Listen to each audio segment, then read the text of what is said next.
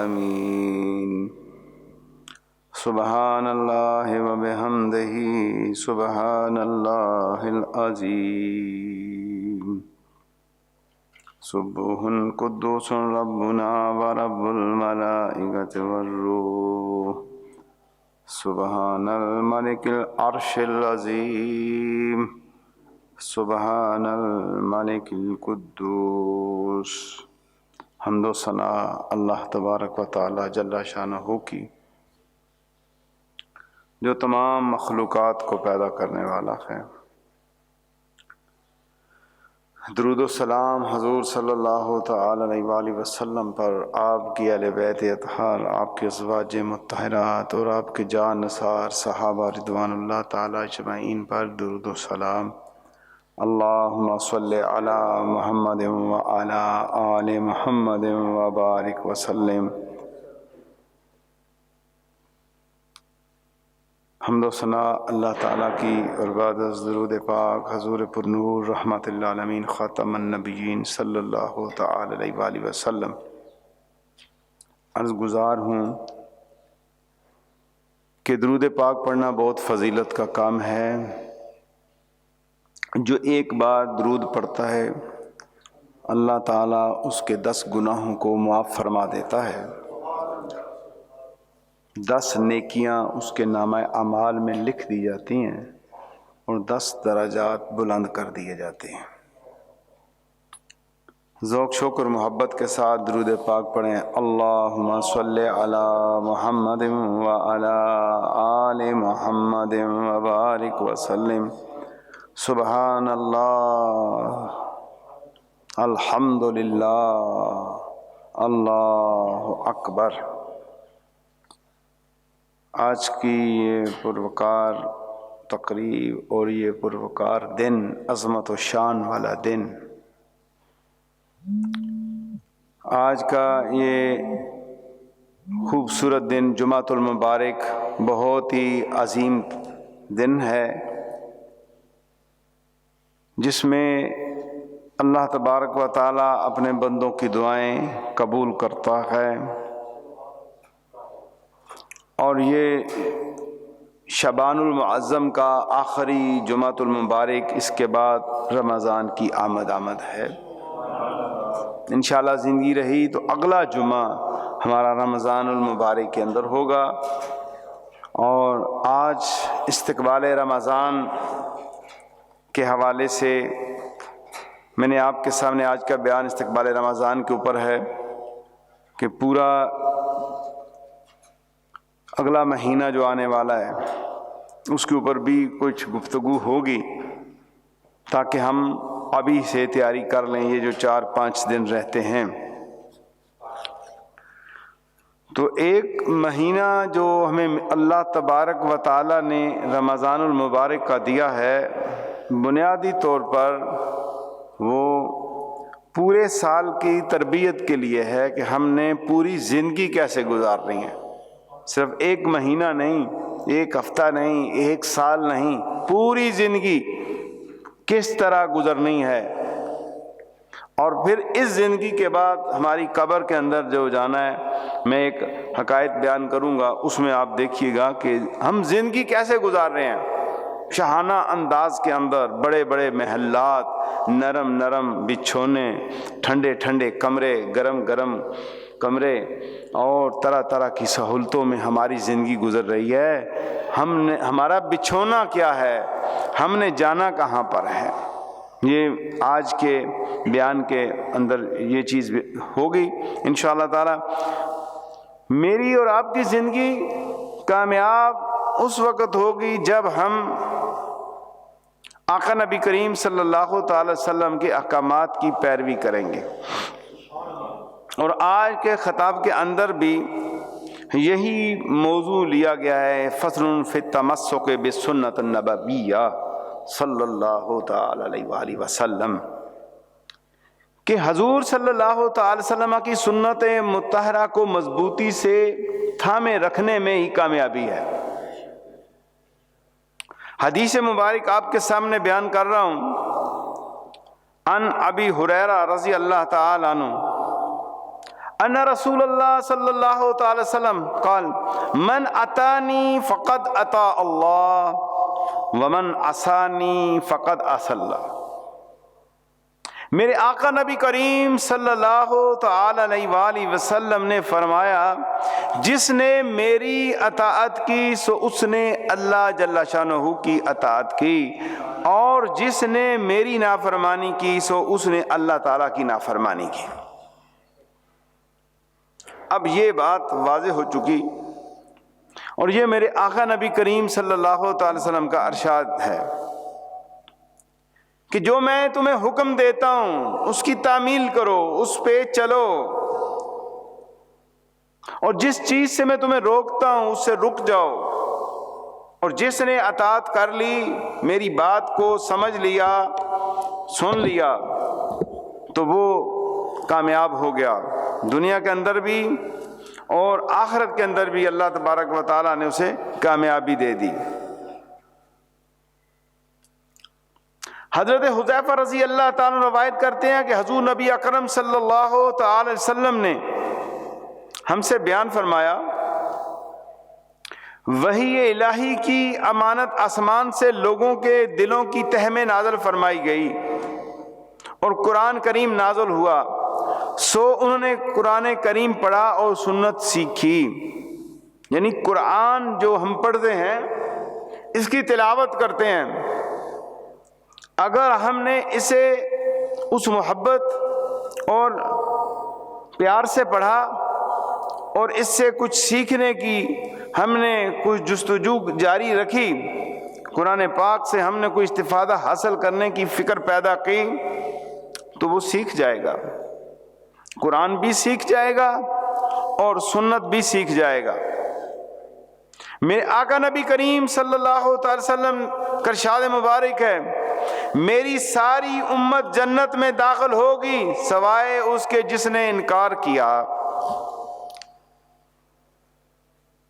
میرے آقا صلی اللہ علیہ وسلم کا ارشاد ہے، کل امتی یدخلون الجنہ، تمام امت جو ہے وہ جنت میں داخل ہو جائے گی ما سوا اس کے جس نے انکار کیا۔ صحابہ کرام رضوان اللہ تعالی اجمعین نے عرض کیا، یا رسول اللہ صلی اللہ تعالی علیہ وآلہ وسلم، کس نے انکار کیا؟ تو آپ صلی اللہ تعالی علیہ وسلم نے فرمایا، جس نے میری اطاعت کی وہ جنت میں داخل ہوا، اور جس نے میری نافرمانی کی اس نے انکار کیا۔ اس حدیث کی روشنی میں ہم ذرا اپنا احتساب کریں، ہم دیکھیں کہ ہم حضور صلی اللہ تعالی وسلم کے کس کس فرمان کی نافرمانی کرتے ہیں۔ ایک دن میں کتنی نافرمانی ہم کرتے ہیں، آدھے دن کے اندر ہم کتنی نافرمانی کرتے ہیں، ایک گھنٹے کے اندر ہم کتنی نافرمانی کرتے ہیں، اور ایک منٹ میں بھی ہم کئی گناہ کر جاتے ہیں، خبر نہیں ہوتی، بد نگاہی کر جاتے ہیں، جھوٹ بول جاتے ہیں، غیبت کر جاتے ہیں۔ ان سب کاموں سے آقا صلی اللہ تعالی وسلم نے منع فرمایا۔ تو اگر ہم اللہ تبارک و تعالیٰ کے محبوب کی فرمان برداری کر لیں گے تو اللہ کی محبت مل جائے گی، پھر اللہ ہم پہ راضی ہوگا۔ امام مالک روایت کرتے ہیں کہ حضور نبی اکرم صلی اللہ تعالی وسلم نے فرمایا، میں تمہارے پاس دو چیزیں چھوڑے جا رہا ہوں، اگر تم انہیں تھامے رکھو گے تو کبھی گمراہ نہیں ہوگے، کتاب اللہ و سنت نبی صلی اللہ تعالی وسلم۔ ایک اللہ کی کتاب، اور اس کے بعد کیا ہے؟ حضور نبی کریم صلی اللہ علیہ وسلم کی سنت مبارک۔ یہ دو چیزوں کا تذکرہ ہے حدیث کے اندر، کہ دو چیزیں تمہارے درمیان موجود ہیں، اس سے استفادہ حاصل کرو۔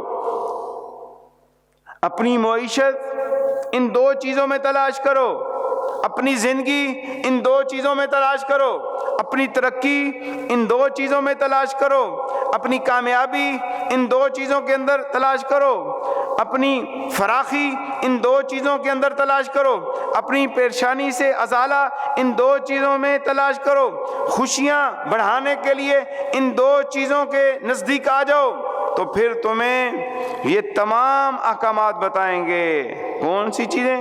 کتاب اللہ و سنت نبی صلی اللہ علیہ وسلم، اللہ کی کتاب اور سنت رسول صلی اللہ علیہ وسلم تمہیں کامیابی دے دے گی، تمہاری ترقی ہو جائے گی، تمہاری تجارت بہتر ہو جائے گی، تمہارا کاروبار بہتر ہو جائے گا، تمہارا گھر کا معاملہ بہتر ہو جائے گا، تمہاری دنیا بھی بہتر ہو جائے گی اور آخرت بھی بہتر ہو جائے گی۔ یہ دو چیزیں ہیں بہت ہی آسان، ان دو چیزوں کو پکڑ لیا جس نے وہ کامیاب ہو گیا، اور جس نے ان دو چیزوں سے دوری اختیار کر لی پھر وہ ناکام ہو گیا۔ اور یہی دو چیزیں آپ کا آخری جو خطبہ ہے حجۃ الوداع، اس کے اندر بھی آپ صلی اللہ علیہ وسلم نے ارشاد فرمایا ہے۔ حجۃ الوداع کے موقع پر حضرت ابن عباس رضی اللہ تعالیٰ عنہما روایت کرتے ہیں کہ حضور نبی اکرم صلی اللہ تعالی علیہ وسلم نے حجۃ الوداع کے موقع پر لوگوں سے خطاب فرمایا اور ارشاد فرمایا، اے لوگو، یقیناً میں تمہارے درمیان ایسی شے چھوڑے جا رہا ہوں، اگر تم اسے مضبوطی سے تھامے رکھو گے تو کبھی گمراہ نہیں ہوگے، یعنی اللہ تعالیٰ کی کتاب اور اس کے رسول صلی اللہ تعالی علیہ وآلہ وسلم کی سنت۔ یہ دو چیزیں آپ کے آخری خطبہ مبارک کے اندر ہیں کہ اللہ کی کتاب اور سنت رسول۔ اب کتاب کو سمجھنے کے لیے اہل کتاب جو قرآن کے ماہرین ہیں ان کے پاس جانا پڑے گا، بالخصوص عجم کے لوگ جو ہیں، جو عربی نہیں جانتے، انہیں بہت زیادہ ضرورت ہے، استاد کی ضرورت ہے، رہبر کی ضرورت ہے، رہنما کی ضرورت ہے۔ تو قرآن جو ہے جا کے سیکھنا ہے اور قرآن کو پڑھنا ہے۔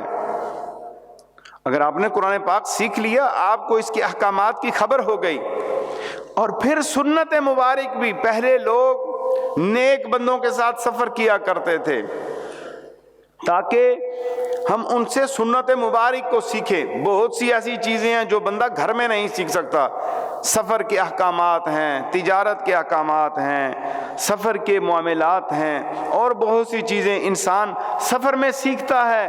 قصر نماز سفر میں سیکھ لیتا ہے، احکامات سیکھ لیتا ہے۔ تو وہ نیکوں کے ساتھ سفر کیا کرتے تھے تاکہ ہم سیکھیں کہ زندگی کیسے ہم نے گزارنی ہے۔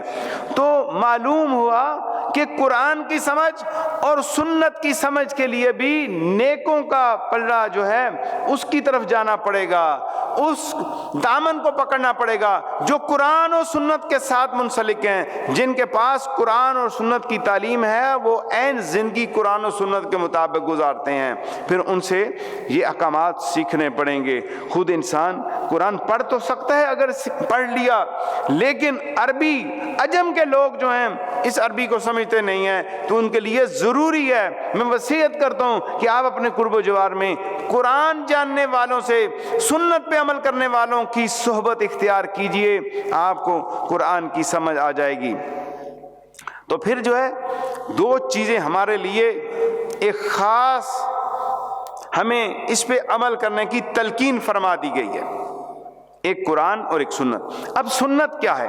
سنت وہ ہے جو میرے آقا صلی اللہ تعالی وسلم نے کام کیا۔ مثلا یہ پانی ہے، میرے ہاتھ میں یہ گلاس ہے پانی کا، یہ پانی تو ہم ویسے بھی پیتے ہیں، اگر اس کو ہم نے سنت کے مطابق پیا تو پھر کیا ہوگا؟ پیاس بھی بجھ جائے گی اور آقا بھی راضی ہو جائیں گے۔ آقا راضی ہو گئے تو آقا کا رب بھی راضی ہو جائے گا، میرا اور آپ کا رب بھی راضی ہو جائے گا، پوری کائنات کا رب بھی راضی ہو جائے گا۔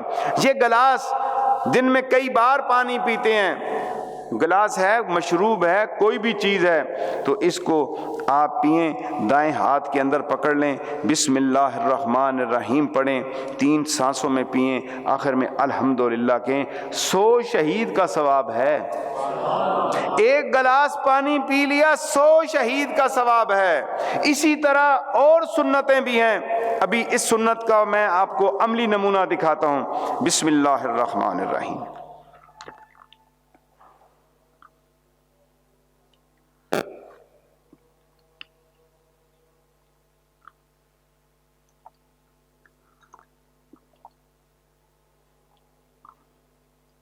الحمد للہ رب العالمین علی کل حال۔ اتنے کام میں 100 شہیدوں کا ثواب۔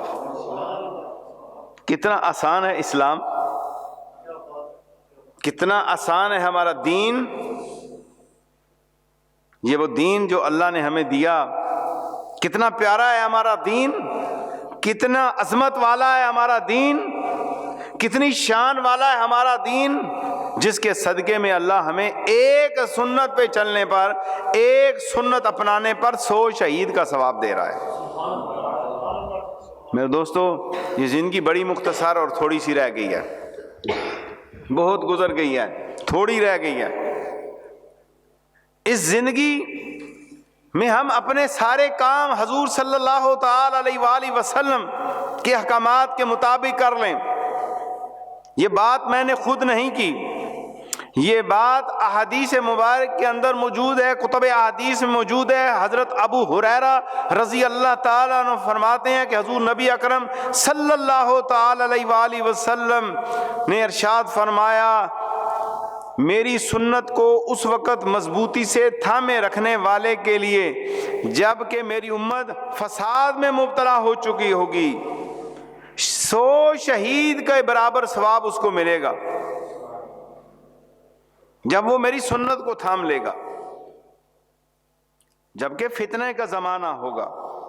آج دیکھ لیں بے حیائی، آج عورتیں ننگے سر حقوق لینے کے لیے روڈ باہر مارچ کر رہی ہیں۔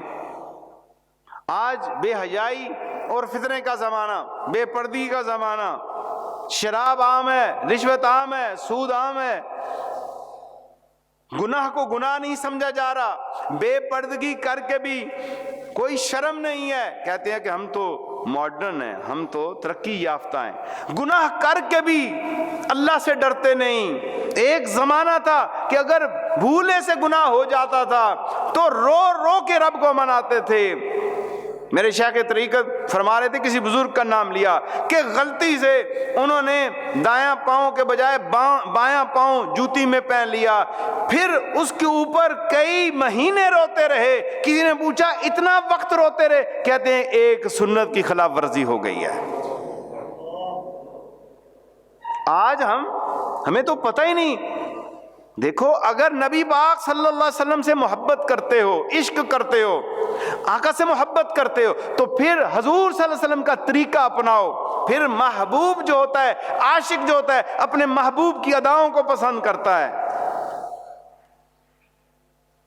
مولانا رومی نے مثنوی میں لکھا ہے کہ جو مجنون تھا وہ محل میں رہنے والے لوگوں سے پوچھتا تھا کہ میری لیلا جو ہے وہ کھاتی کیسے ہے، لیلا پیتی کیسے ہے، وہ سوتی کیسے ہے، وہ جاگتی کیسے ہے۔ اس انداز کو اس نے کہا لوگوں سے پوچھ کے اپناتا تھا، اور بھئی وہ دنیا کا طالب تھا، اور وہ محبت عارضی تھی، تباہ ہونے والی محبت تھی، جہنم میں لے جانے والی محبت تھی۔ رسول اللہ کی محبت تو جنت میں لے جانے والی ہے۔ تو پھر ہم کیسے عاشق ہیں؟ ہمیں تو حضور صلی اللہ علیہ وسلم کی ایک ایک ادا کو اپنانا چاہیے۔ آپ کی ایک ایک ادا ہمارے لیے نجات کا ذریعہ ہے۔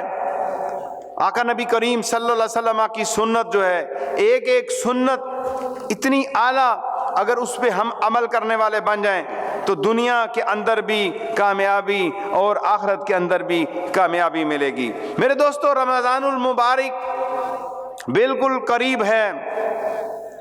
حضرت ام ہانی رضی اللہ تعالی عنہ روایت کرتی ہیں کہ حضور نبی اکرم صلی اللہ تعالی وسلم کا ارشاد گرامی ہے، میری امت ذلیل و رسوا نہ ہوگی جب تک وہ ماہ رمضان کا حق ادا کرتی رہے گی۔ عرض کی گئی، یا رسول اللہ صلی اللہ تعالی وسلم، رمضان کے حق کو ضائع کرنے میں ان کا ذلیل و رسوا ہونا کیا؟ فرمایا اس ماہ میں ان کا حرام کام کرنا۔ اور پھر فرمایا جس نے اس ماہ میں زنا کیا یا شراب پی تو اگلے رمضان تک اللہ تعالی اور جتنے آسمانی فرشتے ہیں سب اس پر لعنت کرتے ہیں۔ پس اگر یہ شخص اگلے ماہ رمضان کو پاس کوئی ایسی نیکی نہ ہوگی جو اسے جہنم کی آگ سے بچا سکے، پس تم ماہ رمضان کے معاملے میں اللہ سے ڈرو، کیونکہ جس طرح اس ماہ اور مہینے کے مقابلے میں نیکیاں بڑھا دی جاتی ہیں، اسی طرح گناہوں کا بھی معاملہ ہے، یعنی گناہ بڑھا دیے جاتے ہیں۔ اگر آپ اس ماہ کے اندر ایک گناہ کرتے ہیں تو کتنے گناہ جو ہیں وہ بڑھ جاتے ہیں۔ میرے دوستو، ایک بار امیر المومنین حضرت مولا کائنات علی اور مرتضیٰ کرم اللہ تعالی وجہ الکریم زیارت قبور کے لیے کوفہ کے قبرستان تشریف لے گئے۔ وہاں ایک تازہ قبر پر نظر پڑی۔ آپ کو اس کے حالات معلوم کرنے کی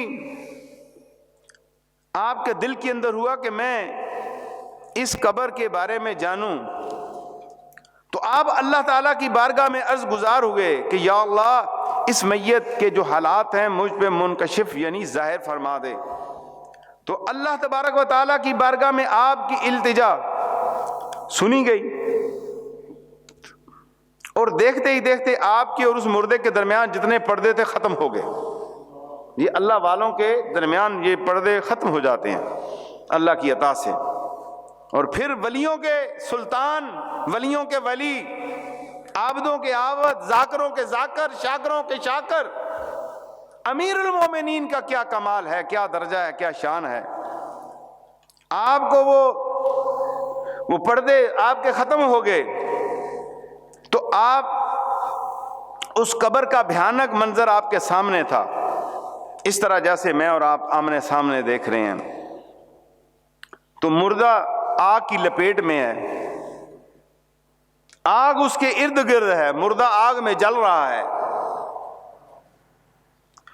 اور وہ رو رو کر عرض کرتا ہے اور فریاد کرتا ہے، یا علی انا غریق فی النار وحریق فی النار،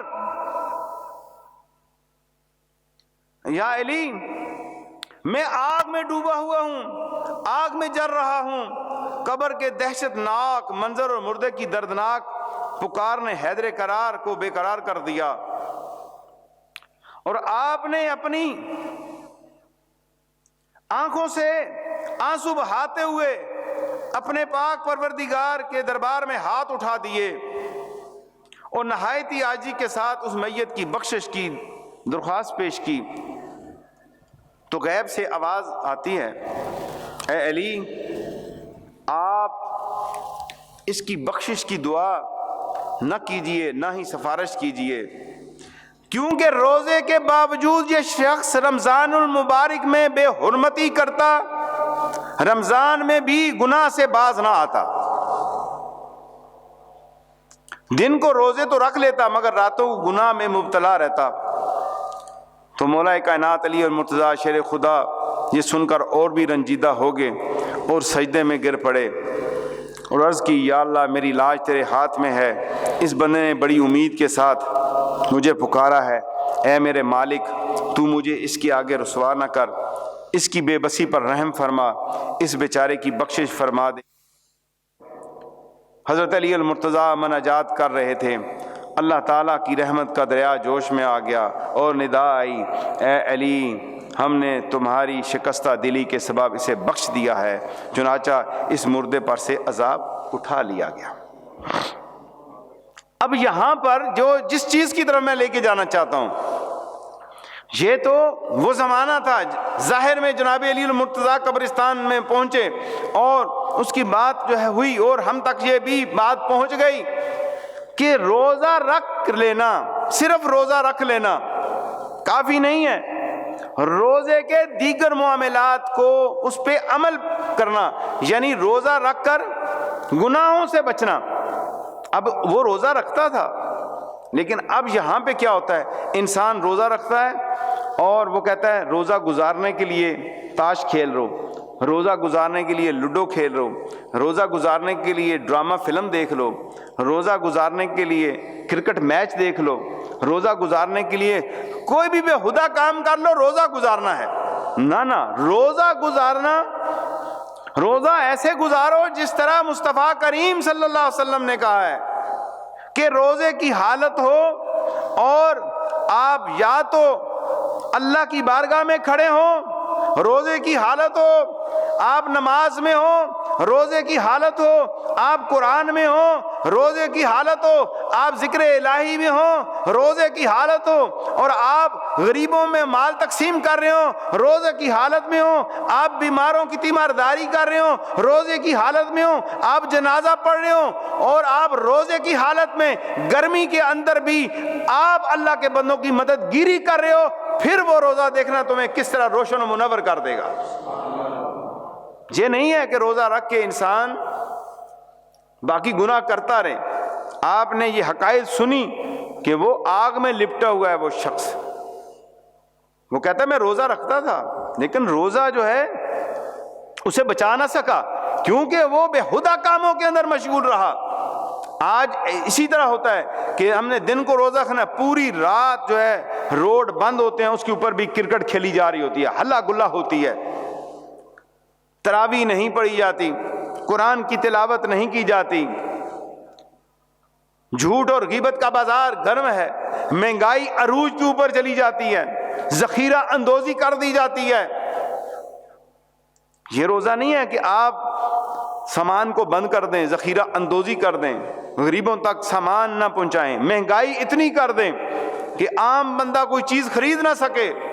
ادھر سے روزہ اور ادھر سے مہنگائی، یہ کون کر رہا ہے؟ کوئی جنات کرتے ہیں، فرشتے آ کے کرتے ہیں زمین پہ؟ اس زمین پر مہنگائی بھی یہ انسان کرتا ہے، اس زمین پر ظلم بھی یہ انسان کرتا ہے، اس زمین پر قتل بھی یہ انسان کرتا ہے۔ اے انسانوں، اللہ سے ڈر جاؤ۔ صرف یہ رمضان نہیں ہے، پوری زندگی کا ایک پیکج ہوتا ہے ماہ رمضان۔ اگر ہماری زندگی خراب گزر رہی ہے تو پھر رمضان کا مہینہ ایسا ہے یہ ہمیں پاکیزہ کر دے گا، طہارت دے دے گا، ہماری زندگی گزارنے کا ہمیں ڈھنگ آ جائے گا۔ تو کوشش کیجئے ماہ رمضان المبارک کے اندر پوری یکسوئی کے ساتھ جو ہے، پوری یکسوئی کے ساتھ رمضان کے روزے رکھیں اور گناہوں سے بچیں، بس یہ تہیہ کر لیں۔ انشاءاللہ ماہ رمضان کے اندر مسجد کا کام یہ مکمل ہونے کو ہے، تراویح کا انتظام انشاءاللہ تعالی مکمل ہوگا۔ کوشش کیجئے کہ تراویح کی نماز قرب و جوار رہنے والے لوگ دعوت دیں، وہ مسجد میں آ کے پڑھیں، اور انشاءاللہ تعالی آخری اعتکاف کا بھی اہتمام ہوگا۔ رمضان المبارک کے اندر ہمارے لائیو پروگرام بھی انشاءاللہ اللہ نے چاہا تو یہ چلتے رہیں گے۔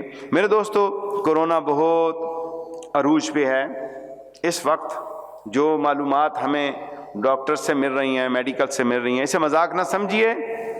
آپ کی زندگی بہت قیمتی ہے، آپ کی زندگی بہت پیاری ہے، آپ کے پیاروں کے لیے، آپ کے گھر والوں کے لیے، سب کے لیے، اور آپ کے دین کے کام کرنے کے لیے آپ کی زندگی بہت پیاری ہے۔ اپنا خیال رکھیے، اپنے حفاظتی تدابیر کو اپنائیے۔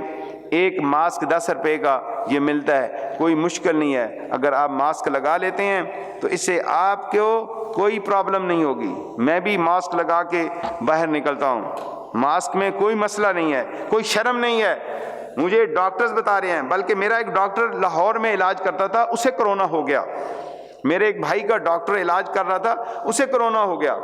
بہت سے ڈاکٹر کرونا کے اندر جا چکے ہیں۔ بیماری ہے، آپ یہ نہ سمجھیں کہ بیماری نہیں، اور فاصلے بھی آپ رکھیے، کوشش کیجئے، سلام کیجئے اور فاصلہ بھی رکھیے آپ، اس سے کوئی آپ کی شان میں فرق نہیں پڑے گا۔ تو آپ برائے مہربانی اپنا اور اپنوں کا خیال رکھیے۔ کسی بھی فیملی کے اندر کرونا ہو جاتا ہے تو اسے پورا جو ہے 15 دن علیحدہ کیجئے، کمرے کے اندر اسے رکھیے، اس کا خیال کیجئے۔ جب بھی باہر سے آئیں اپنے ہاتھ دھوئیں، کلی کریں، غرارے کریں، باوضو رہنے کی عادت بنائیں۔ جب وضو ٹوٹ جائے دوبارہ وضو کریں، عبادت ہے وضو میں رہنا، پھر ذکر و اذکار کرنا۔ جو لوگ 60 سال کے ہیں ان کی بھی جو ہے ویکسین شروع ہو گئی ہے، 50 والوں کی بھی شروع ہو گئی ہے۔ جن کے پاس نمبر نہیں ہے وہ نمبر 1166 نمبر ہے، اس کے اوپر میسج کیجئے اور اپنا شناختی کارڈ نمبر بھیج دیجئے، وہ آپ کو آپ کا جو بھی جگہ ہے، ہاسپٹل ہے، وہ بتا دیں گے، آپ وہاں جا کے انجیکشن لگوائیں، اپنی ویکسین کروائیں۔ یہ صرف حکومت کا کام نہیں ہے، یہ عوام کے اندر شعور ہونا چاہیے، عوام خود بھی اس کے اندر احتیاط کرے۔ ہم جو بالکل احتیاط پاکستان کے اندر احتیاط نہیں کر رہے، پبلک بالکل احتیاط نہیں کر رہی، تو میں سب سے گزارش کرتا ہوں پوری عوام پاکستان سے کہ اپنا خیال کریں، اپنے فیملی کا، خاندان کا خیال رکھیں، کرونا سے بچنے کی تدابیر پہ عمل کیجئے، سوشل ڈسٹنس جو ہے اسے برقرار رکھیے، ہاتھ دھوئیں، کلی کیجئے، اور ویکسین جو ہے ویکسینیشن جو ہے وہ کروا لیجئے، اور 1166 جو ہے نمبر ہے، اس کے اوپر اپنا شناختی کارڈ نمبر بھیجیے تو وہ آپ کو آپ کے علاقے کا ہاسپٹل بتا دیں گے کہ آپ نے کس جگہ جا کے انجیکشن لگوانا ہے۔ اللہ تعالیٰ مجھے آپ کو پوری امت مسلمہ کو محفوظ فرمائے، آمین، بجاہ نبی الکریم صلی اللہ تعالی علیہ وآلہ وسلم۔ سنت ادا فرما لیں۔